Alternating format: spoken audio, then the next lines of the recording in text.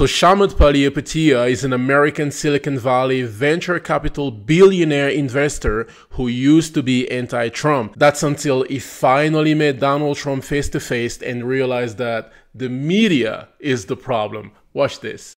I've always been a liberal. Okay. And I think I should define what liberalism used to mean. It used to mean absolutely no war. And it used to mean free speech. And it used to mean, a government that was supportive of private industry. Try your best, go out there, we'll look out for you. Come back to us if things go haywire.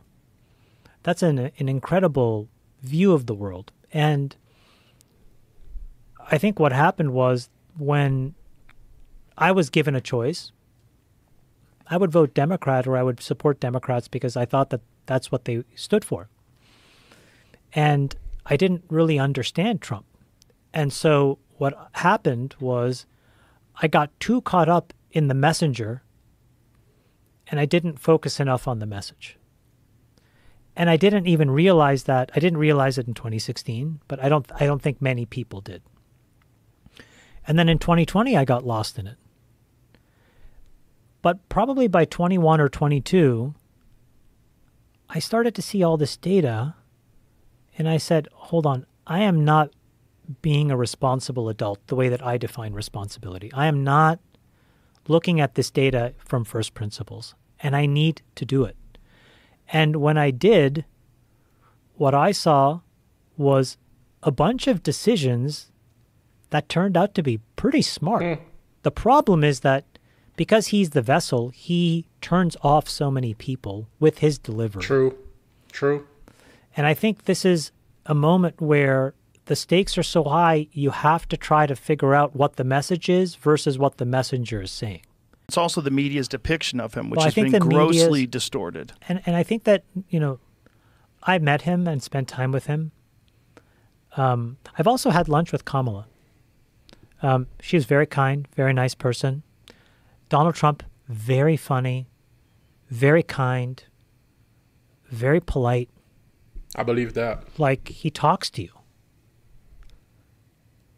And I just was like, wow, this is like totally, and exactly what you said. I was like, I was expecting something totally different. Wow. And I think, though, that at the core, part of where the media goes crazy, I think, I'm guessing, is that there's a part of him as well that's like an entertainer. I mean, he's he's as good as any comedian. Trump is funny. He's on point. He's got he's got rhythm. He knows how to land. So there's a thing that he's doing when he's on stage, which for the audience, I think, is no different than going to a show or a revival or something. You're seeing a star. Right. But then if you're looking at him as Donald Trump the person, I think the media really gets they get tilted. Well, not only that, they've distorted who he is. Whatever flaws Donald Trump has are nothing in comparison to the media's depictions of him. And everybody's got flaws. His, I think, his exist and are well described. But I do think that I think there's like a couple of good examples. One example that bothered me was the Charlottesville press conference. When I first heard the media depiction of it, I was really upset because of what I thought he said.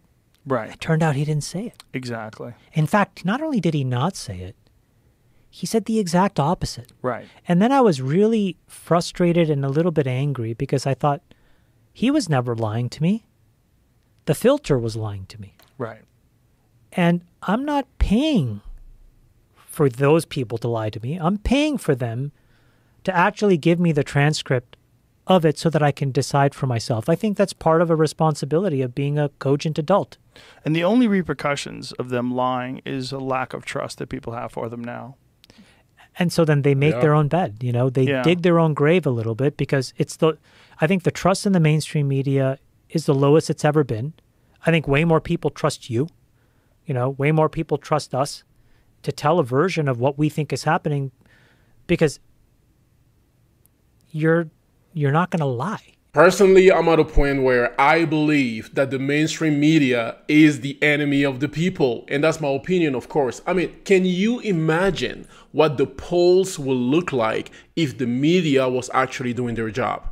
Doing some reporting, asking the right question.